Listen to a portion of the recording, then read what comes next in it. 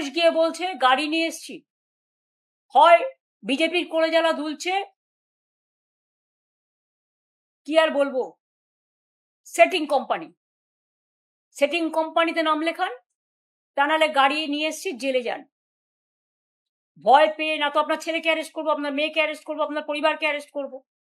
যেমন একজন আজও চলে গেছে, আমার কোনো দুঃখ নেই, কারণ সে আমায় কালকেই মেসেজ দিয়ে বলেছিল যে আমার পরিবারের সকলকে সামন দিয়েছে ইডি। তখনই আমি বুঝে গেছিলাম, তখনই তার কোনো পজিশন ছিল না, কারণ পজিশন তখনই আমরা তাকে সরিয়ে দিয়েছিলাম সব ক্ষমতা থেকে। কাজে মিথ্যে কথা বলে চাতুরি করার কেউ চেষ্টা করবেন না। যাদের যেতে হয় যান, যা পড়ে থাকবে সেটাই আমার সোনার খনি। আমি 2004-এ একা থাকলে যদি নতুন করে শুরু করতে পারি, 1997-তে যদি নতুন করে শুরু করতে পারি, 2026-এও নতুন করে শুরু করার ক্ষমতা রাখি। এইটুকু জোর আমার আছে।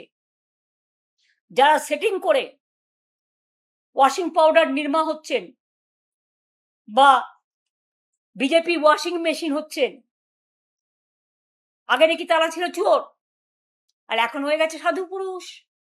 আর তৃণমূলের যারা সোনার খনি, যারা ভোগ করেনি, যারা ত্যাগ করেছে, বুথ প্রেসিডেন্ট, ব্লক প্রেসিডেন্ট, জেলা প্রেসিডেন্ট, বিএলএ, যারা কোনোদিন এমপি হয়নি, এমএলএ হয়নি, কাউন্সিলর হয়নি, পঞ্চায়েতের মেম্বার হয়নি, জেলা পরিষদ হয়নি, কিন্তু তারা রক্ত দিয়েছে, তারা না খেয়ে মিছিল করেছে, মিটিং করেছে, অনেককে এই নেতারা বাদও দিয়ে দিয়েছিলেন। তা সত্ত্বেও আমি মনে করি তারা আজকে ফিরে এসেছে। এবং আমি একটা জেনারেশন তৈরি করিনি, আমি 3টে জেনারেশন তৈরি করেছি, আগেও আপনাদের অনেকবার বলেছি।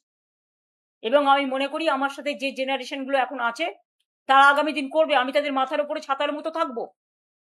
এবং যতক্ষণ লড়াই শেষ না হচ্ছে, কেউ আমার কণ্ঠ রোধ করার চেষ্টা করলে করে দেখুন।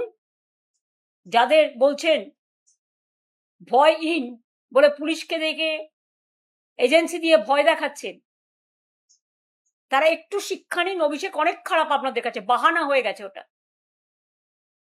তো অভিষেকের বউ যদি 1.5 বছরের বাচ্চাকে নিয়ে সিবিআই অফিসে যেতে পারে সাক্ষী দিতে, তাকে ডেকে পাঠানো হয়েছিল, তখন আপনাদের মনে নেই?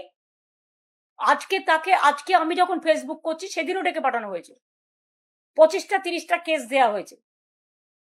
সে তো সহ্য করছে, একটু সেটিং করে নিলে সব থেকে রিলিফ হতে পারত। তাহলে যাদের আজকে আপনারা বলছেন বাহানা দেখিয়ে যে অভিষেক হচ্ছে আপনাদের আয়না, তাই আপনারা চলে যাচ্ছেন, এটা আপনাদের বাহানা। অভিষেকের সব অন্যায় ক্ষমা হয়ে গেছে যদি আপনাদের চোখে কোনো অন্যায়ও করে থাকে, যে সে আজকে লড়ে যাচ্ছে বাঘের মতো। এরাই লড়বে, তার কারণ এরা 50 বছর আগামী দিন রাজনীতি করবে। 21শে জুলাই আমরা অপেক্ষা করছিলাম। যারা বেঈমান, আমরা কবেই জানিয়েছি পুলিশকে, 14ই জুন সম্ভবত। আর কয়েকদিন আগে ডেকে, আমাদের 2-3 দিন আগে সম্ভবত, ডিরেক্টর শোভনদাকে ডেকে পুলিশ বলছে কালীঘাট হাজরা মোড়ে মিটিং করুন, যেন মনে হচ্ছে এটা লোকাল প্রোগ্রাম, স্ট্রিট কর্নার করবো। ভাবলেন কি করে?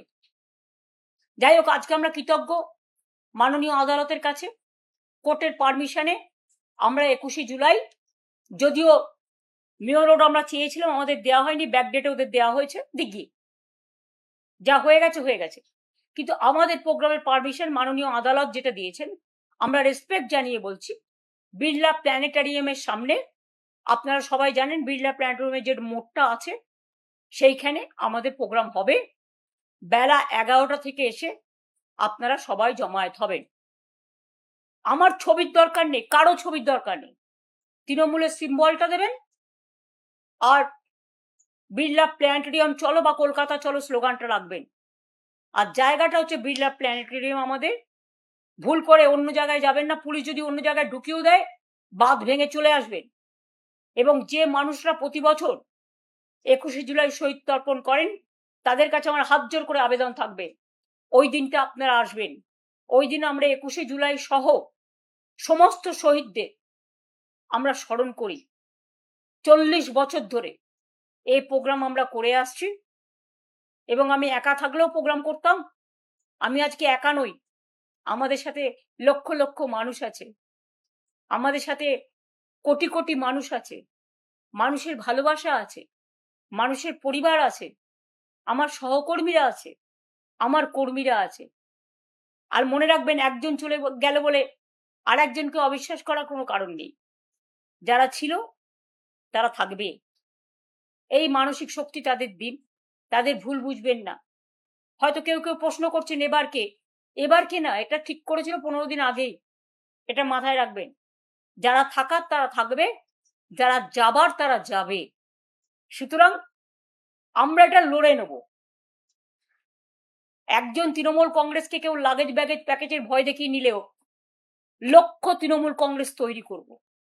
এবং মনে রাখবেন, আমাদের সবকিছু কেড়ে নিল, মানুষ যেটা গ্রহণ করবে মানুষের হৃদয়ে, সেটাই দলের সিম্বল।